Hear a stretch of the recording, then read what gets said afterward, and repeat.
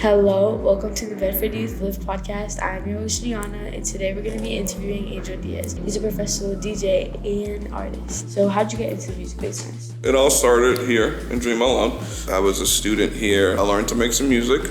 I had a mentor, and I had my first paid gig, and then from there, I continued to build up my professional DJing business. So when being asked, what do you do musically? I'm a singer, I'm a songwriter, I'm a producer, engineer, turntablist, beatboxer, you name it. When it comes to all fashions of music production, doing those type of things, I was then hired to write songs for community events. New Bedford Public Schools essentially hired me to produce an anthem that was showcasing all the good that was happening throughout, the craziness that's going to help to uplift people. So I've been very blessed and fortunate through DJing, through music production, and through live performances to, make money as a venue, starting really cheap to now, when people hear what I charge, they're like, what are you doing? I'm like, I'm still in New Bedford. I'm still nothing big and famous, but I've been able to get my art to pay for itself and to make money off of something that I'm passionate about. Yeah, I can definitely say I want to go down a similar route with my art personally. This program has really helped me get a jump start.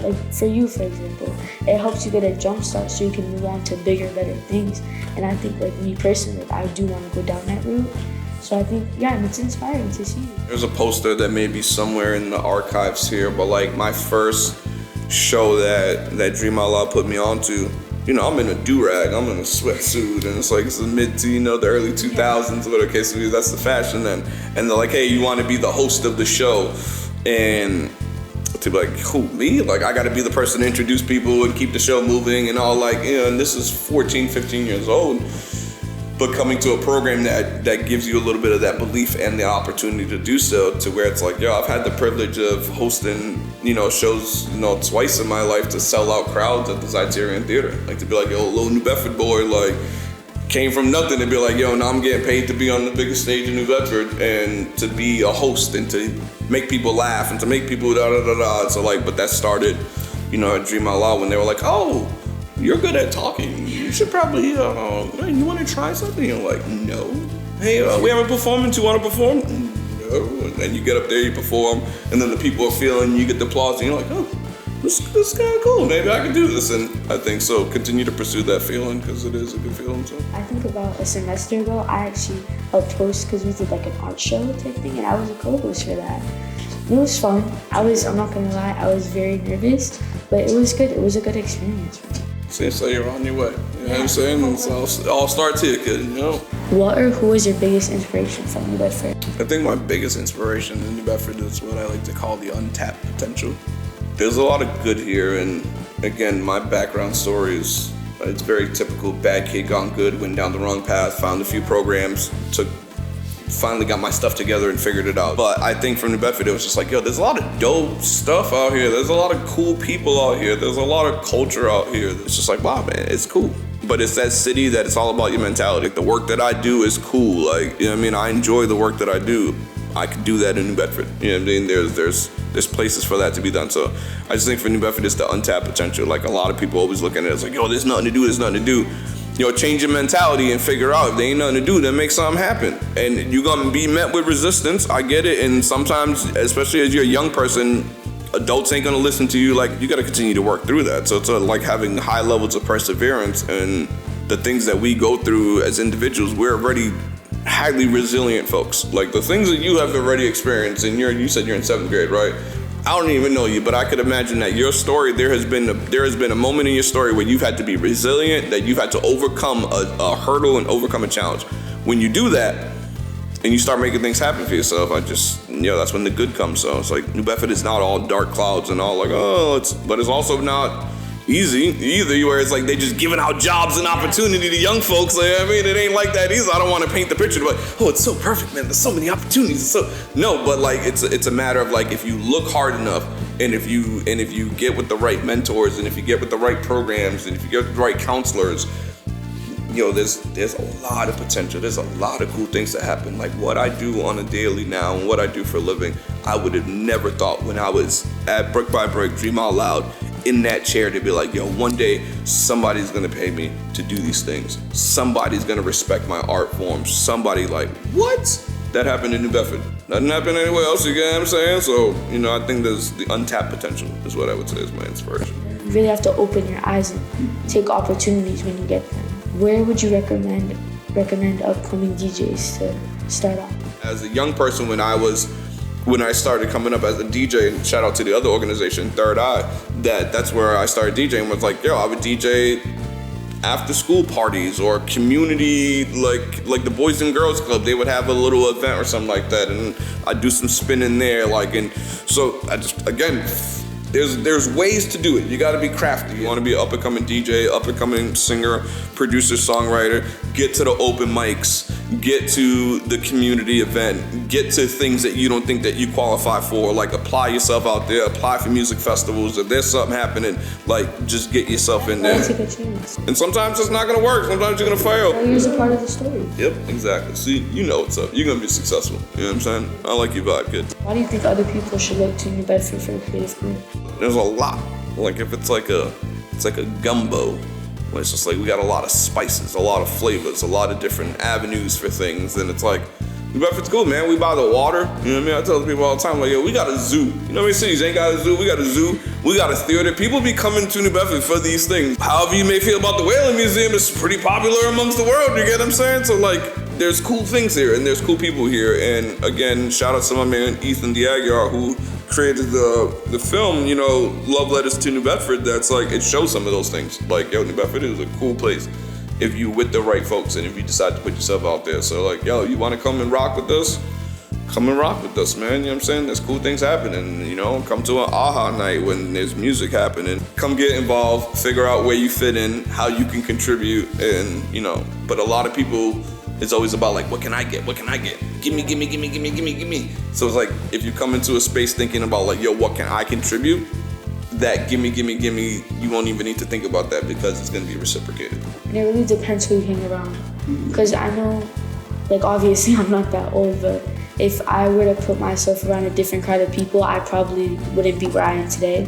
My grades probably wouldn't be as good. And I had to make that decision. You gotta do what's right for you.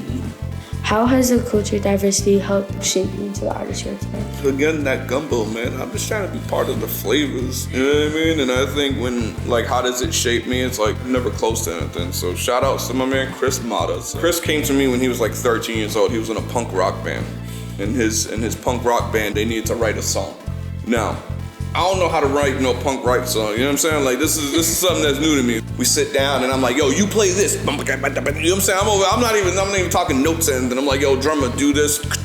You know what I mean? Just all right, now, all right, you guys got the groove? Cool, let's add these words. All right, what's your vocal range? And just I learned that through Dream Out Loud. I could write punk rock music if I need to write punk rock music. I could write EDM music. I can write country music. I can write Spanish music. I can do these things because I've had a space. It's always been diverse at this program. So it's we got the Cape Verdeans, we got the Portuguese, we got the Puerto Ricans, we got the Dominicans. You get what I'm saying? We got the Ethiopians. So all those flavors and be yo, show me who you listening to, and then you hear that and you're like, oh, cool, I'm a hip hop producer. Oh, I want to sample that. Let me try that. So I think it helps me as an artist to be diverse, because I live in a diverse community. So what's your most memorable or favorite moment of DJing in New Bedford? Being on the Criterion Theater stage. So, the first time was with Dream Out Loud, the Songs of Hope CD. So that group of young folks, they got a chance to perform, and you had kids from rival neighborhoods on stage at the Criterion Theater dapping each other up and performing a song together. For me, that was the moment that I was yo, the work that we're doing is important. I got a chance, I got a taste then where it was oh, Dream Out Loud, it was a cool show. I was host of that show. And then to think a couple years later, yo, I got a sold out show.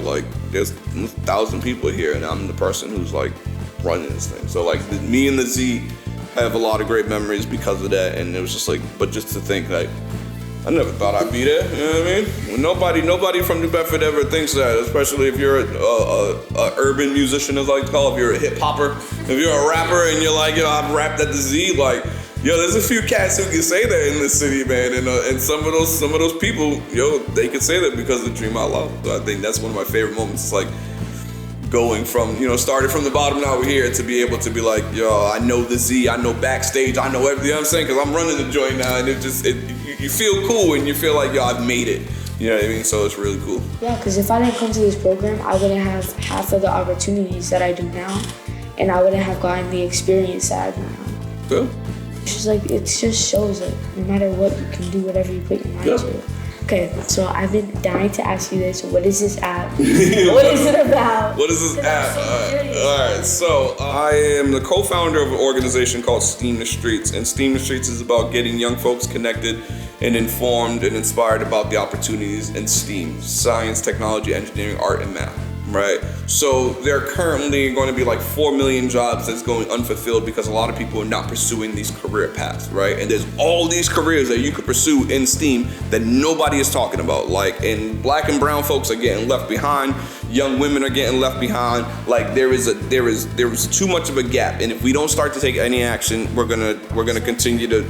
That gap is gonna grow. And for a year and a half or so, we worked on developing this app, and in this app, what's gonna happen is that you'll go into the app. The first thing that happens is you'll take a career like a assessment. Like, yo, you're gonna see some pictures and you're gonna just tap on some pictures, and those pictures are gonna tell you something that you might like doing. You get what I'm saying?